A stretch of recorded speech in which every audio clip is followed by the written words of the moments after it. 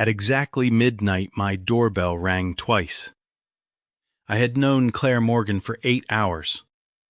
That was the first thought in my head when I opened the door and found her standing under the porch light with rain on her dark hair, a canvas travel bag held against her chest, and fear she was trying very hard to hide. My second thought was worse. She knew where I lived. We had spent Monday at Alder Finch Studio in Portland talking about brick restoration, stair details, and a hotel project neither of us seemed eager to discuss after 5. I had never given her my address. "I can explain," she said before I could ask. Then she looked past me toward the narrow staircase. "I used to live here, and there may be something in your attic that can prove my father didn't ruin his life the way everyone thinks he did." I should have told her to come back in daylight and call me tomorrow. Instead, I stepped aside. If an unexpected knock has ever changed your opinion of someone, like and subscribe. And tell me below, would you have let her in? I am not usually the kind of man who lets near strangers into his house at midnight. At 29, I had built a life around reducing surprises. I was a project architect. I paid bills early, checked weather before hiking, and kept spare batteries in a labeled drawer. My mother once told me I treated spontaneity like a building code violation. Claire, 25, had seemed almost aggressively composed at work. She wore a charcoal blazer, spoke in precise sentences, and took notes in a small black notebook. Now she stood in my entryway in jeans and a raincoat, looking at my house as if she remembered it better than I did. "Start with the address," I said, "because I lived here from 19 until 22. I stared at her. "The cabinet beside the fireplace sticks in winter," she said.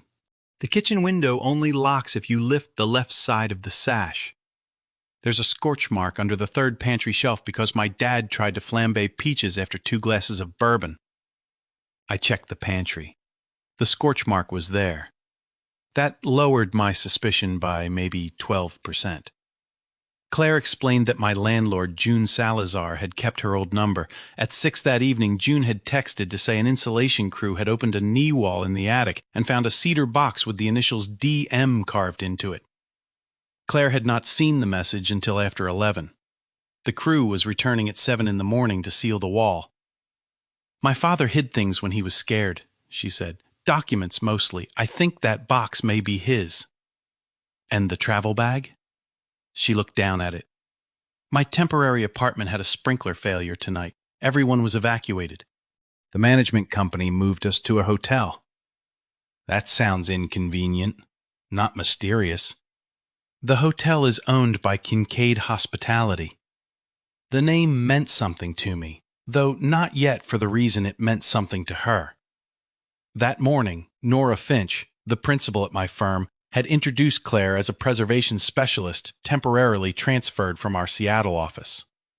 "She'll be with us 6 weeks," Nora had said. "Maybe longer. She's helping with Bellweather." At the word Bellweather, Claire had paused for half a second. I noticed because architects spend half their lives noticing what other people hope they will miss. The Bellweather Hotel was a 6-story brick building on Portland's east side, built in 1912, badly altered in the 70s, abandoned for years, and recently purchased by Kincaid Hospitality for conversion into a boutique hotel. I was the project architect. Claire and I spent the day reviewing surveys and restoration details. She challenged my plan to replace several historic windows. "Half the frames are rotten," I told her. "Half have localized rot," she replied. "That is not the same sentence." "It becomes the same sentence when the contractor prices restoration." She smiled for the first time. "You're used to winning arguments by sounding tired, aren't you?" "Only the important ones." "Then get more sleep." At lunch, we talked about Seattle, Portland, coffee, old brick, and almost nothing personal. When I asked if she had lived in Portland before, she only said, "A long time ago." Late that afternoon, we opened an archived Bellweather drawing. Near the title block was a faded consultant name, D. Morgan, AIA. Claire went still. She closed the PDF and said the scan was too poor to use. Standing in my living room at midnight, I finally made the connection. Your father worked on Bellweather. Her eyes moved to mine. Yes. What happened? She looked toward the staircase. Which think the attic can answer that better than I can. 10 minutes later, I had a folding ladder under the attic hatch, and Claire was climbing behind me with a flashlight. She knew exactly where to go. Back left, she said, behind the short wall. The insulation crew had already removed a rectangle of plywood. Behind it sat a cedar box about 2 feet long. Claire stopped. 2 initials had been carved into the lid. D.M. You okay? I asked. No. The honesty of it made me sit back on my heels. My dad made that box, she said. He built things when he was nervous. Shelves, benches, frames, anything he could control with a tape measure. Was he nervous often? Toward the end. The brass latch opened easily. Inside were rolled drawings, several envelopes, a bundle of letters tied with cotton string, a drafting scale, and a black notebook. On the cover, in faded silver marker, were 2 words and a year. Bellweather, 2014. I knew the year. During an earlier Bellweather renovation, part of the south stair enclosure had failed while temporary shoring was being removed. 4 workers were injured. No one died, but one man never returned to construction. The renovation shut down, the architect of record faced a licensing investigation, and the project became a case study in bad coordination. I had read the old summary during due diligence. I had not remembered the architect's name until that moment. Daniel Morgan, Claire's father. We took the box to the kitchen. I made coffee neither of us needed. You don't have to show me any of this, I said.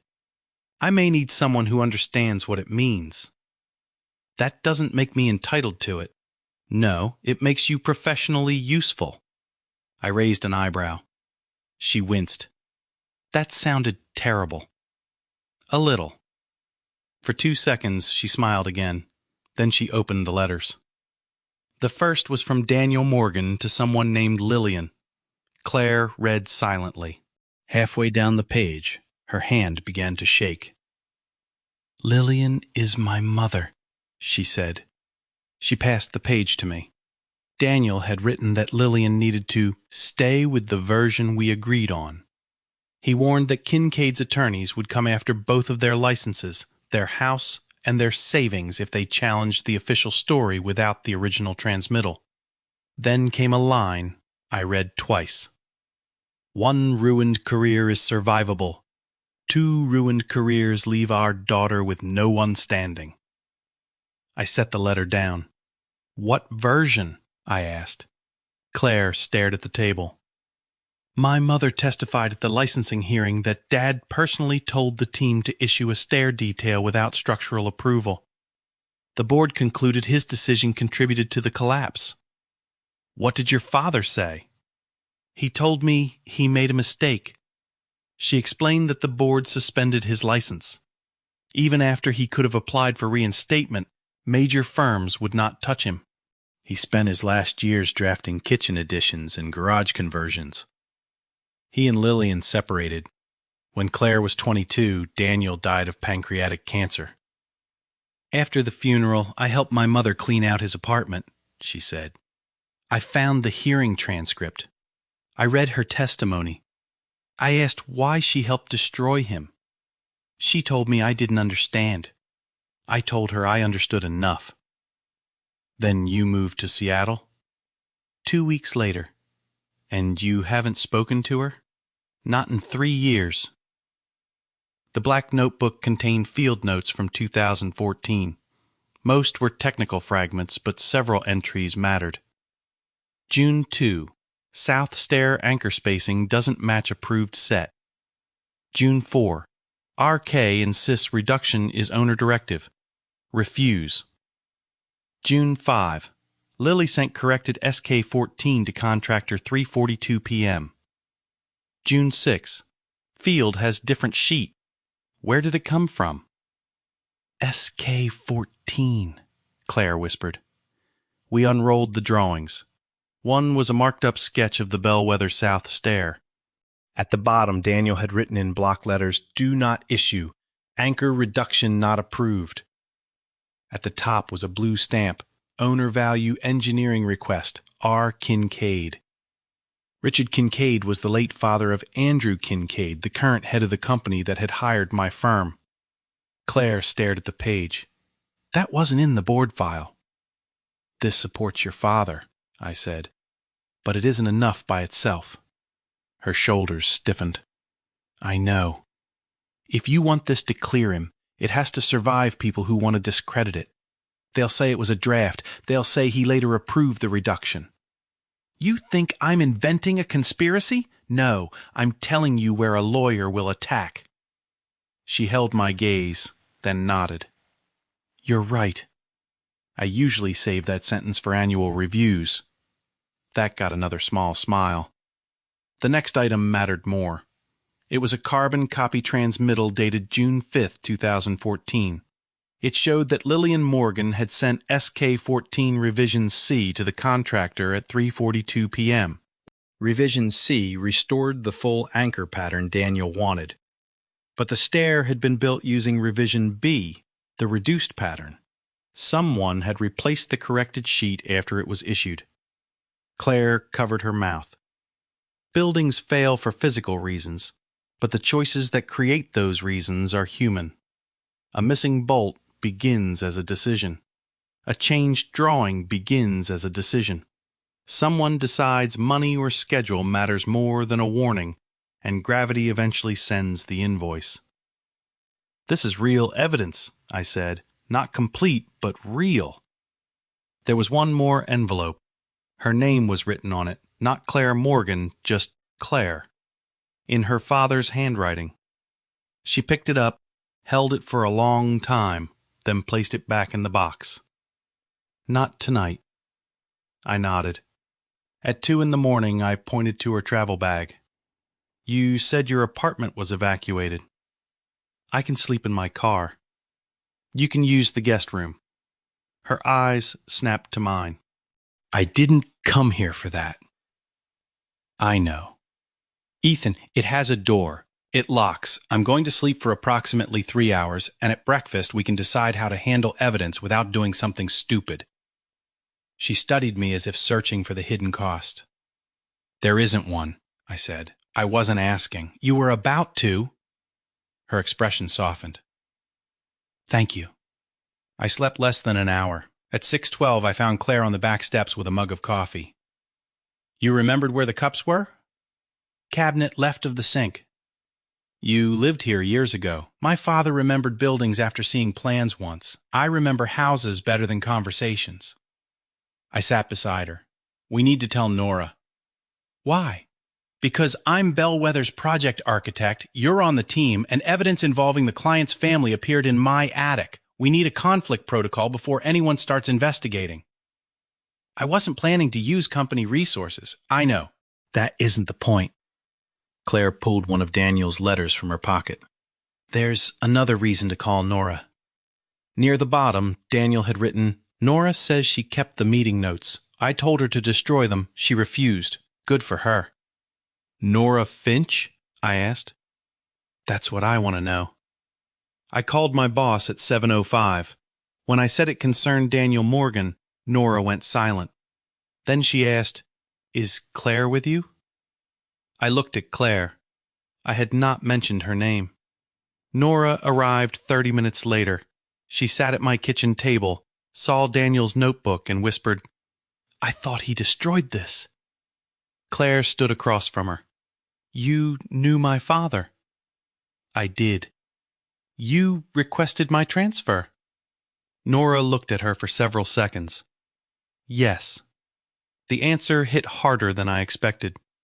You told me Seattle was overstaffed, I said.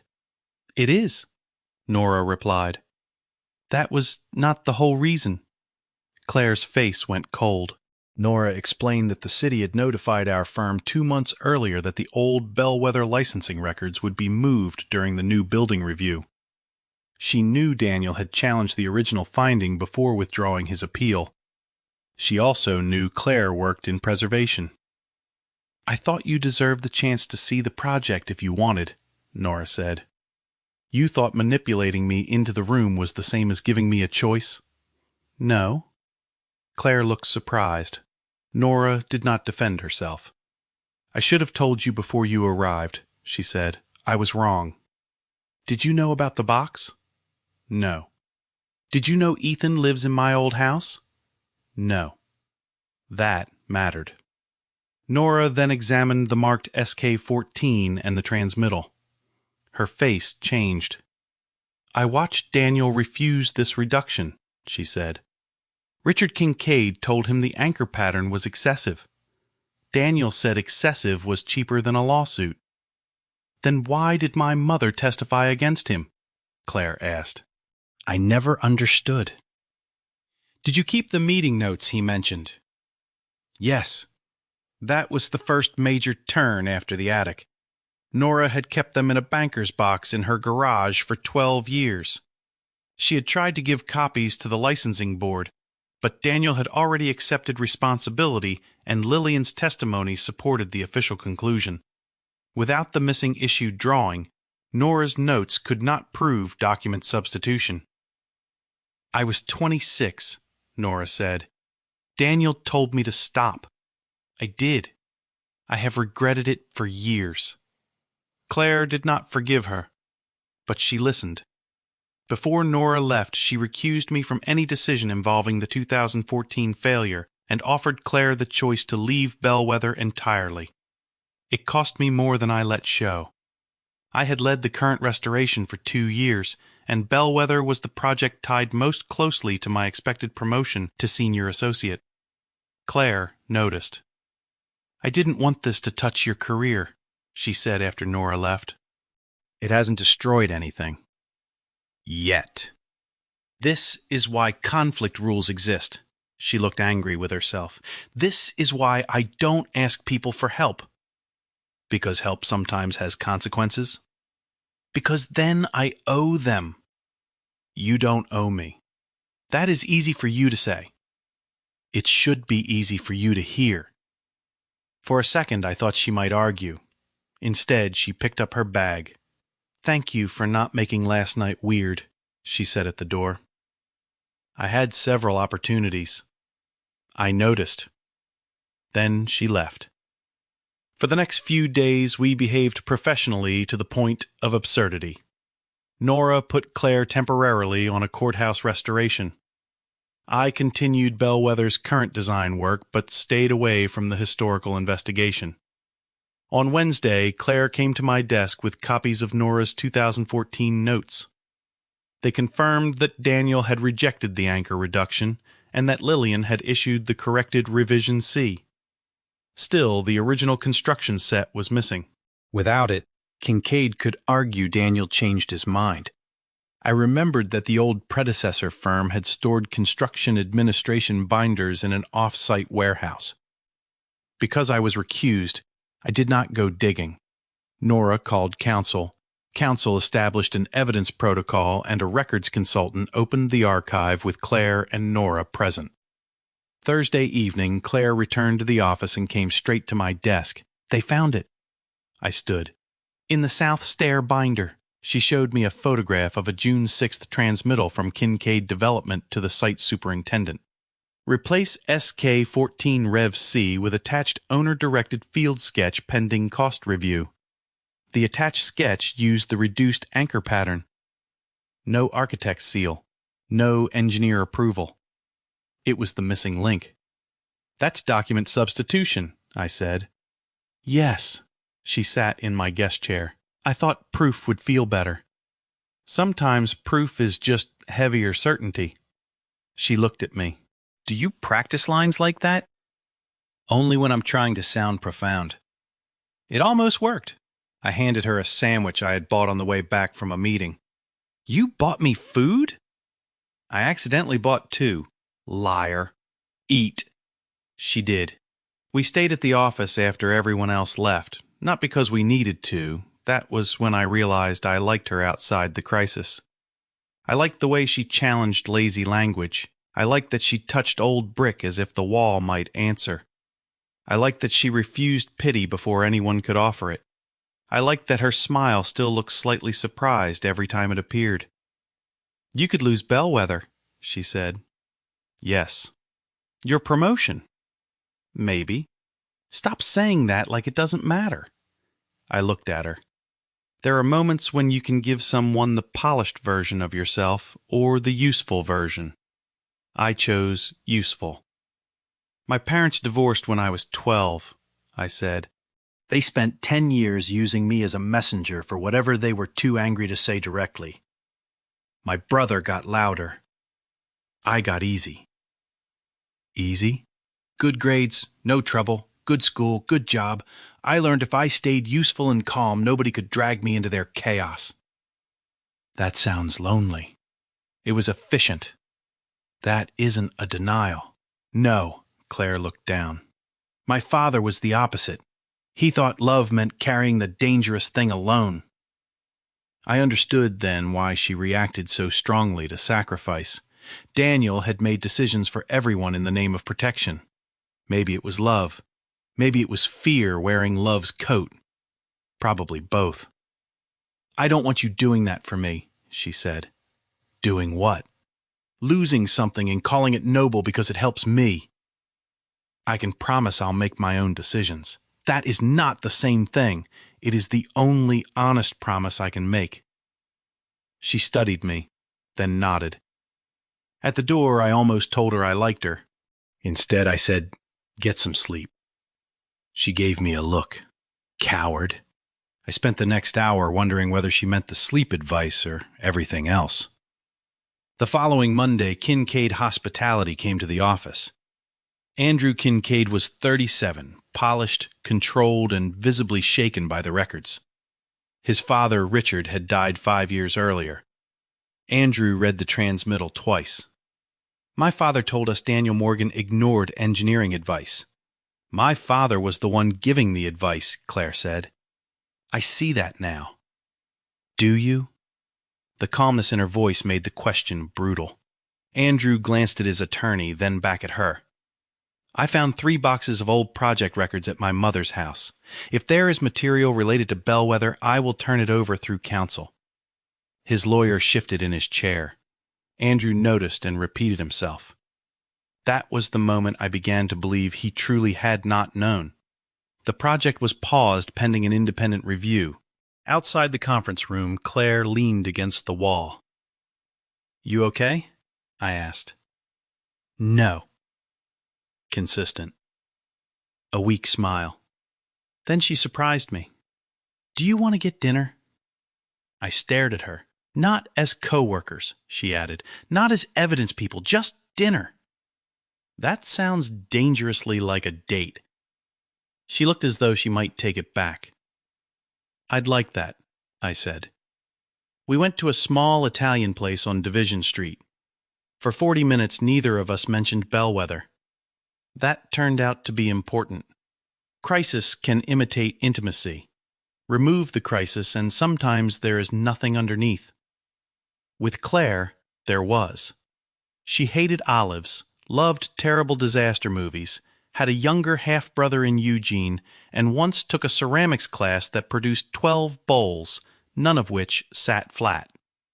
I played piano badly, had never been to Europe, and once broke my wrist falling off a porch roof because I trusted a gutter repair video.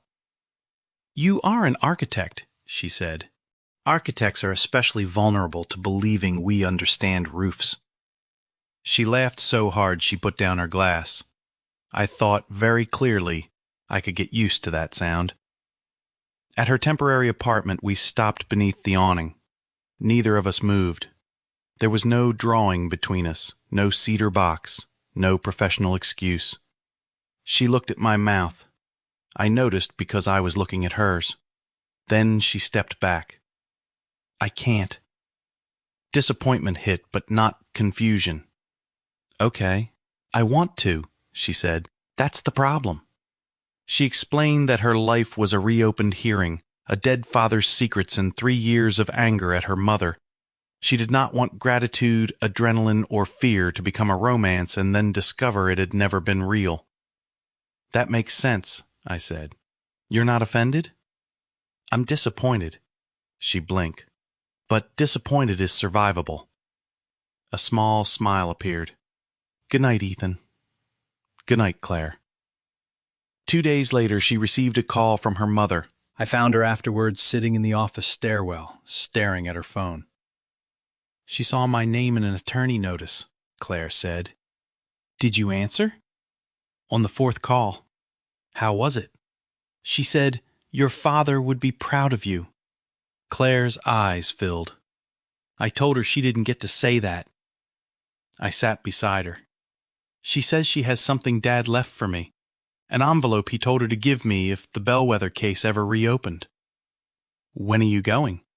Tonight. Do you want me to come? She looked at me for a long second. No. Okay. I need to do this without you. I understand. At the stairwell door, she turned. That wasn't a rejection. I know. That night, at 11:40, my phone rang. Can I come over? She asked. Yes. She arrived 18 minutes later. No rain, no travel bag, only an envelope. We sat at the same kitchen table. My mother and I fought for an hour, Claire said. Then we cried for another hour. Then we fought about the crying. That sounds productive. It was awful.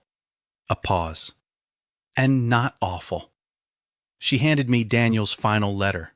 He wrote that after the collapse, Kincaid's attorneys threatened to sue both him and Lillian personally. Their insurer warned that if the owner proved intentional misconduct, payment of the injured workers' claims could be delayed for years. Daniel knew Lillian had issued the corrected drawing, but the transmittal proving substitution had vanished. He made a terrible calculation. 1 damaged license, 1 preserved career, 1 income to raise Claire. He accepted professional responsibility for coordination failure and asked Lillian to testify that he controlled the issue process. Then came the line that broke Claire. I asked your mother to carry a lie because I was too afraid to let you grow up with 2 parents destroyed by the same building. If you ever hate her for what she said, hate me first. She did what I asked because she loved you and because she loved me enough to let me look like the worst person. Claire was crying silently. I moved my chair closer but did not touch her. She leaned into me. I wrapped my arms around her. There was nothing romantic about those first moments. It was grief, old grief in a new shape. I wasted 3 years, she whispered. No, I hated her. You were missing information. I could have asked. You did. She chose not to tell you. She said she was honoring Dad's decision. That was still her decision. Claire pulled back. You always make things annoyingly balanced. I have a spreadsheet personality. She laughed through tears, then her hand remained against my chest. Mine was still at her waist. The distance between us suddenly meant something. She looked up. I did not move. If we do this, I said, I don't want it to be because you're hurting. I'm always going to have something hurting. That is a dangerous argument. So is waiting until life is emotionally tidy. I almost smiled. Then she whispered, But I still don't know. That was the answer. I let go. Then we don't. She looked at me as if that mattered more than a kiss would have. We talked until 2 a.m. When she left, she stood in my doorway and looked back at the house. I used to think this place was where my father hid from his life. What do you think now? Maybe he was trying to leave me a way back. The investigation accelerated. Kincaid Hospitality found an email from Richard Kincaid to his project manager sent the day before the collapse. Use B pattern in field. Architect is over-designing. We'll reconcile paper later. The licensing board formally moved to clear Daniel Morgan of the central finding that he had ordered the unapproved stair detail. Andrew Kincaid apologized to Claire for his company repeating a false version of the story for a decade. She accepted the apology without pretending it fixed everything. The city required an independent review of Bellweather. Then my firm had to decide whether I could stay on the project. Kincaid's attorneys said they would not object if Claire signed a statement confirming that my personal contact with her was unrelated to the investigation. Nora called me into her office. "You could probably stay," she said. "By asking Claire to sign that?" "Yes." "No." "Then you step off Bellweather." I knew what that meant. 2 years of work. A likely delay in my promotion. The old version of me would have found a way to remain in place and prove nothing could shake him. But I thought about trust, about how every Bellweather decision I made from then on would be interpreted through my relationship with Claire, whatever that relationship was becoming. "I'm stepping off," I said. Nora nodded. "Because of Claire?" "No. Because the project needs leadership nobody can reasonably question. I am not cleanly positioned anymore." Nora gave me a small smile. "That may be the most senior associate answer you've ever given." I told Claire that evening. She did not react the way I expected. "You stepped off permanently?" "Yes." "Why didn't you talk to me first?" "Because it was my professional decision." Her face closed. "That is exactly what my father used to say." The comparison hit hard. "He made decisions for everyone because he thought he was protecting us," she continued. "You promised you wouldn't do that." "I didn't do it for you." "That's not completely true." I started to argue, then stopped. She was right. Part of me had wanted to remove any possibility that she could become leverage against me. "I should have told you before I decided," I said. "Yes." "I still would have made the same decision." "I know. That isn't me choosing for you. It feels like being turned into a reason." I understood. Claire did not want to be anyone's sacrifice. Her father's story had poisoned that idea for her. "I'm not asking you to owe me," I said. "You don't have to ask." Then she said the sentence that made the room tilt. "I got an offer from Seattle." I went still. "Permanent preservation lead. I have to answer Monday." "Are you taking it?" "I don't know." I wanted to tell her not to go. I wanted to be selfish, but I had just claimed the right to make my own career decision. She deserved the same. My hesitation showed. Something in her face hardened. "I need space." I let her leave. It was the correct decision. It felt terrible. For 3 days we barely spoke, not because we were punishing each other, because neither of us wanted a permanent choice made in the heat of one argument. Friday afternoon, the board released a preliminary order clearing Daniel of directing the unapproved detail. Claire spent the evening with her mother. I spent mine removing my name from Bellweather meeting invitations. Saturday, I drove to Cannon Beach and walked until my thoughts stopped sounding like arguments. One sentence Claire had thrown at me kept returning. "You think your reasons are automatically cleaner because you can explain them calmly?" She was right. Calm had become a disguise. I used it to avoid needing people. If I never demanded anything, never admitted how much I wanted, I could always tell myself I was being reasonable. But there is dishonesty in pretending not to care what happens. I cared whether Claire stayed. I cared whether she left. I cared because somewhere between the attic, the letters, the sandwiches, and the almost kiss, I had crossed an invisible line. Refusing to say it was not restraint anymore. It was fear. Sunday morning I called her. "Can I see you?" A pause. "Why?" "Because I owe you a better conversation." "About Bellweather?" "About us." "There is no us. That is one of the things I would like to discuss." She came to my house at 8 that night. No travel bag, no rain. The cedar box sat on the coffee table. "I was wrong," I said. Her eyebrows lifted. About which part? Not telling you before I stepped off Bellweather. I had valid ethics reasons, and I still think the decision was right, but part of me was also trying to protect you from becoming leverage. And I told myself that didn't count because I could put a professional label on it. Claire looked down. I shouldn't have compared you to my father. You should have. No, it made the point. It was cruel. It was useful. She almost smiled. Then I said the part that scared me.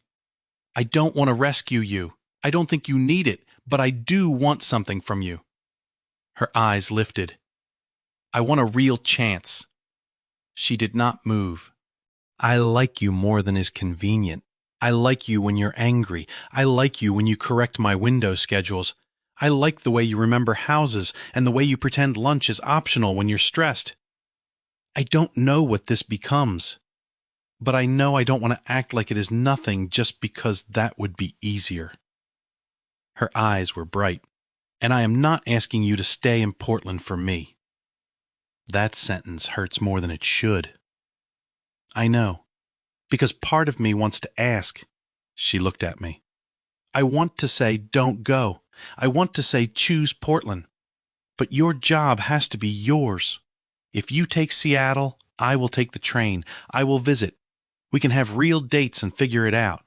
If you stay, we still go slowly. I am not asking for a shared lease and matching towels. That is reassuringly unromantic. I can add candles. Please don't. I leaned forward. I'm asking whether you want to try. Claire stood. My stomach dropped. She walked to the cedar box and took out the unopened envelope with her name on it.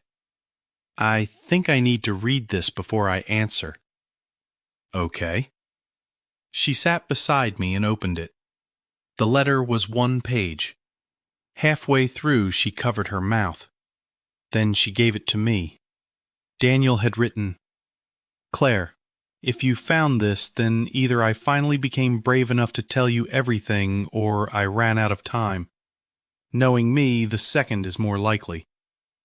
There are things parents call protection because the word fear embarrasses us. I have done that. I told myself I was protecting you from Bellweather, from my mistakes, from your mother's choices, from adult ugliness. Mostly, I was afraid that if you knew how badly I failed to fight, you would stop believing I was strong. You do not need a strong father in memory. You need an honest one. The building was not the worst thing I lost. Silence was. Do not inherit that from me. Ask the question, make the call, say the thing, let people answer for themselves. Love is not carrying everything alone. Dad, I finished reading. Claire was crying and laughing at the same time. That man had spectacular timing. He waited 12 years to give good advice. He was stubborn. Family trait? She gave me a look. Then she took a breath. I got another job offer. I sat very still. Where? Portland Heritage Trust. They want me to lead a preservation review program. 6-month contract, maybe permanent. When did that happen? Friday. Are you taking it? Yes. Hope hit so hard I almost hated it. She raised one finger. I am taking it because it is good work. Understood. I would take it if you didn't live here. Painful, but understood.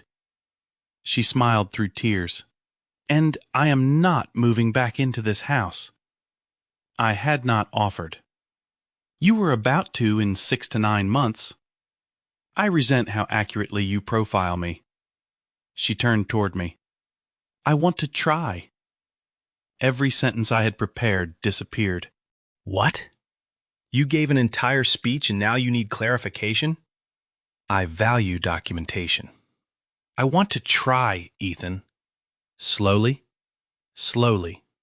Real dates? Yes. Boundaries? Many. Olives banned from the house? Obviously. She touched my face. Can I kiss you now? There are moments when a man can ruin everything by trying to be clever. I am proud to say I avoided it. Yes. She kissed me. It was careful at first, then certain. When we pulled apart, her forehead rested against mine. Still think it's adrenaline? I asked. Ask me tomorrow. I will. Annoying. You knew that by hour 3. I knew by hour 1. That was the beginning, not the end. The Bellweather case took 4 more months to resolve formally. Richard Kincaid was dead, so there was no courtroom confession and no perfectly timed confrontation. Real life is rarely that generous. But records can speak. The state licensing board amended Daniel Morgan's file and removed the finding that he ordered the unapproved detail. The Architectural Association restored his professional standing posthumously. Kincaid Hospitality funded a construction safety scholarship and agreed to place an interpretive panel at Bellweather explaining the 2014 failure accurately. Claire did not forgive the Kincaid family. She did not need to. She accepted the correction. Those were different things. More important, she began talking to her mother again. Not perfectly. Their first dinner ended with both of them crying in a parking lot. Their second lasted 3 hours. By the third, Claire's half-brother joined them and spent dessert complaining that nobody in the family knew how to explain anything. Nora apologized again for bringing Claire to Portland without telling her the full reason. Claire accepted and made her promise never to manipulate another employee for their own good. I remained off Bellweather. A younger architect named Priya Shah took over and immediately improved 2 details I had been defending for months. I hated that. I respected it, too. My promotion was delayed 1 quarter, not destroyed. At my review, Nora said, "Senior people are not the ones who stay attached to every important project. They are the ones who know when their presence makes a project harder to trust." 3 weeks later, I became senior associate. Claire brought a cake to my house. The frosting read, "Congrats on your boring ethics." I told her that was not a phrase. She said the bakery charged by the letter and she had already invested too much to change it. We dated slowly.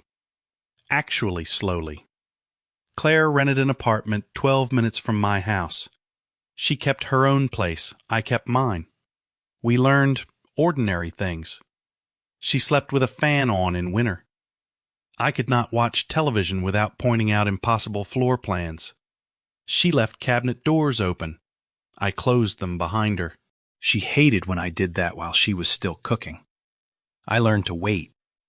She learned that my silence did not always mean distance. Sometimes I was composing a sentence. Sometimes I was afraid. She got good at asking which. I got better at answering. 6 months after the first midnight knock, the Bellweather restoration restarted. Priya invited Claire to place a copy of Daniel's original red-lined SK-14 in an archival sleeve behind the new interpretive panel. Not hidden, preserved. Claire's mother stood nearby. After Claire placed the drawing, Lillian hugged her. I looked away. Some moments belong to the people who survived the years before you arrived. That evening at 11:57, my doorbell rang. Claire stood on the porch with takeout in one hand, no travel bag, no raincoat. "You know you have a key," I said. "I know." "Then why ring?" "Tradition." I looked at the clock. "You're early." I didn't want to seem desperate. "For what?" "To ask if I can come in." I stepped aside. She stayed on the porch.